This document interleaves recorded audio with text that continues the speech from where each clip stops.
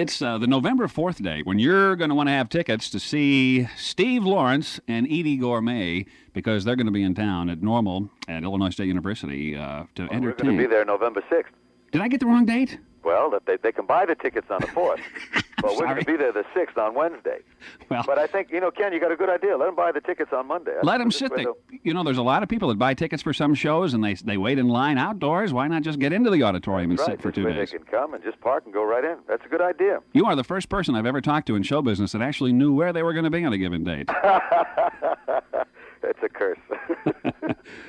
You are a classy act. I have never seen you. I'm really looking forward to the show, but I've heard so many good things about Steve and Edie when you guys are on stage. Well, we've had a good time for a long time, and not only musically, but Edie and I just have a lot of fun working together, and hopefully it spills over to the audience, and it becomes hopefully contagious. The shows are always better than you figure. Now, I saw in the New York Times where you're performing with Frank Sinatra. Is he a special super guest that's going to be with you that night? Well, he won't be with us at... Not a surprise guest. No, but we have been touring with Frank during his Diamond Jubilee World Tour. We've been over half the world with him, and it's been incredible. It's been a wonderful experience. As a matter of fact, we just got back from many countries in Europe, about 12 different countries and all.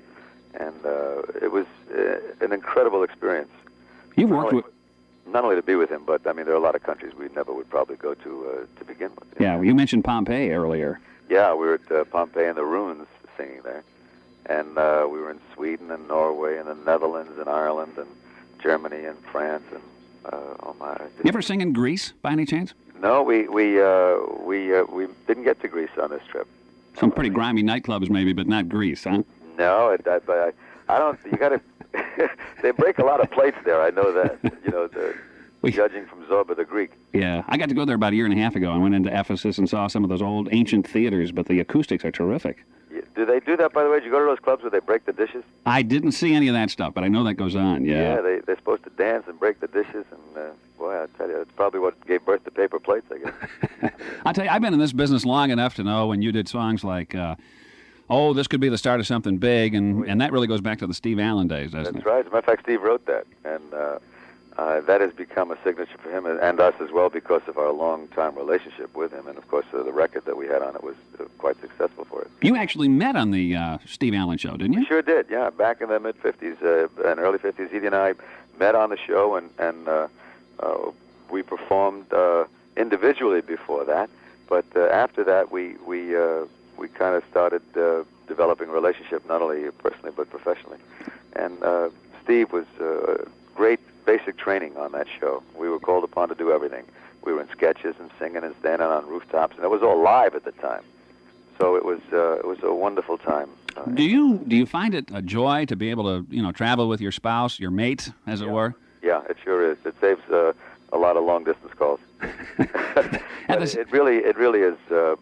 For us, it works, and it's wonderful. It probably wouldn't work for everybody. Maybe after a while, you get sick of each other if you couldn't stand each other. I've had a couple of guys say that to me. How can you work with your wife, you live with your wife, you're there all the time. But a lot of guys, just have a different beat on it. But for us, it works, and if it works, I'm happy about it. Yeah. Did you have similar backgrounds growing up? I mean, you must have hit it off right off the bat. I think that's probably why we get along so well. Because we were brought up very similarly, although she was from the Bronx and I was from Brooklyn. But our basic upbringing was similar. Our likes and dislikes are very similar, professionally and personally. Mm-hmm. So we had an awful lot in common.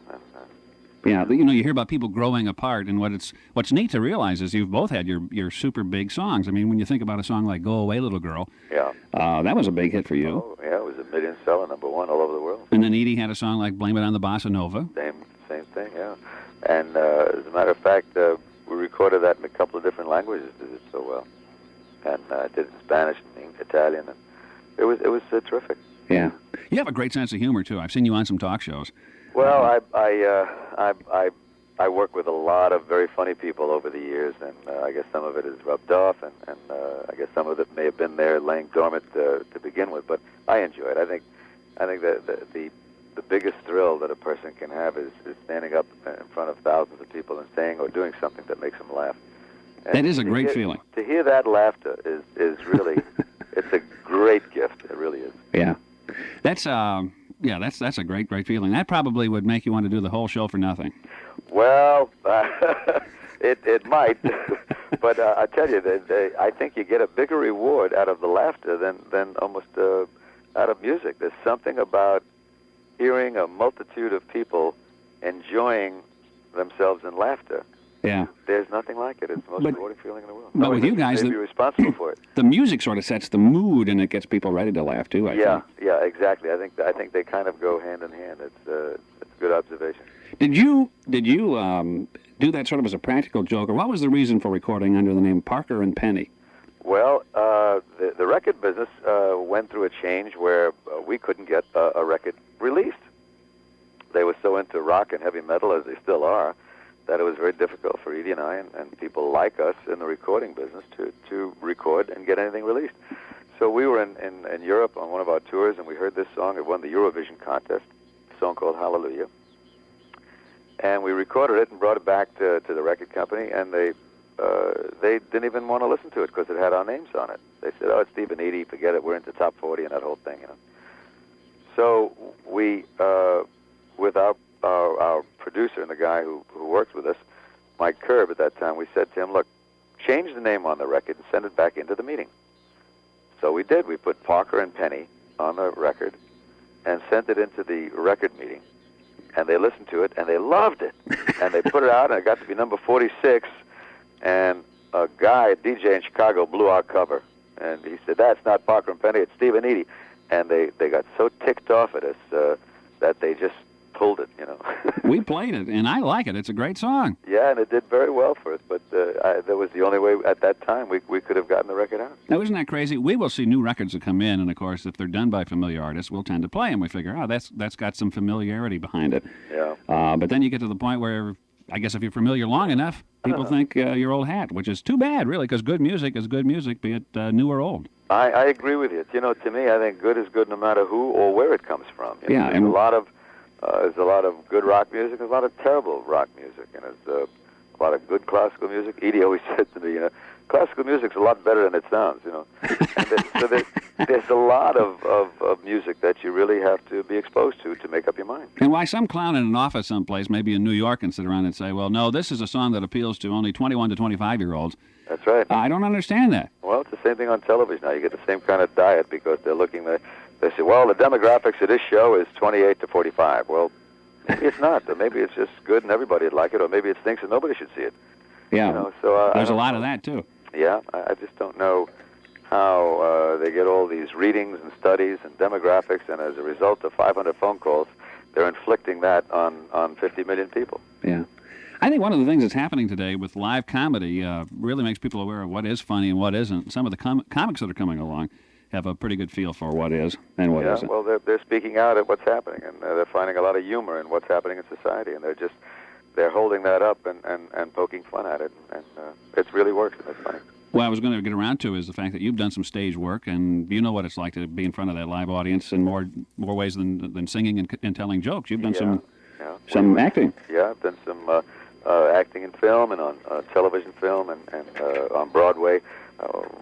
Experiences have been in a lot of different arms and avenues of this business, and it's all rewarding. It's all fun to do, and sometimes, you know, like Broadway was terrific and films are good, but I think the fact that you know, occasionally have the ability to work in every one of those areas makes it more interesting. Yeah, and I guess Sinatra likes to do acting too. I don't know if he's done anything recently or not. Probably not. Not too recently, but he's made about 60 films over the years, and he's done some pretty darn good ones too. Yeah, I think creative people are just creative in more than one area. And well, it sometimes works like that. Yeah. We only have a couple of minutes left here, but again, we want to remind people to get their tickets on November 4th or earlier for this November 6th date. Yeah. But I know you'll be doing the hits. You have to do the songs that are associated with you. Yeah, we'll do some of that, and also from some of the past records that we've had, and also try to bring in some new stuff and just see what happens. You know, we usually kind of program our evening that evening that we're there to see how it feels and what's happening. You know. Yeah. You travel with a band, do you? Yeah, we have all the key guys are on rhythm section, and we expand on that locally. We add from Illinois, okay, or surrounding areas. That's always amazed me how, people can travel around and work with different musicians. That when you're in, California, maybe you work with people like Al Kaiola or whatever his name is, the guy on the guitar. Al travels with us. Does he? Yeah, he sure does. So he'll be in town? He sure will. Well, we got some of his stuff here, too. It's what a fantastic guitarist. Oh, he's wonderful. He's wonderful. I'm not sure I ever knew how to pronounce his name correctly, though. Al Kaiola. Al Kaiola. As a matter of fact, Al was on the very first record I ever made. What was that? That was the song called Poinciana. Oh, yeah. I was on King Records many years ago, and Al played on that, and of course he's sold a lot of records on his own over the years, and he's just terrific, wonderful, wonderful guy. Yeah, you do Gershwin stuff, don't you? Yeah, we do some of that, and we do a little bit of everything, just to try to keep it going and keep everybody interested, and hopefully satisfy as many people as we can. Yeah. Well, Steve Lawrence, it's a pleasure to talk with you again. November 6th, let's get the date right, November 6th at Bones Student Center at Illinois State University. Steve Lawrence and Edie Gourmet will be on stage live. First time that you've been to Bloomington Normal, from what I can tell. Yeah, we've been this first time at Normal at Braden, and so I hope you get a chance to come down, Ken. Well, I'd love to. Looking forward to it. And if you do, please come back and say hi after the show. We'll do it. Okay. Steve Lawrence, say hello to Edie and all our best. Okay, Ken, thank you.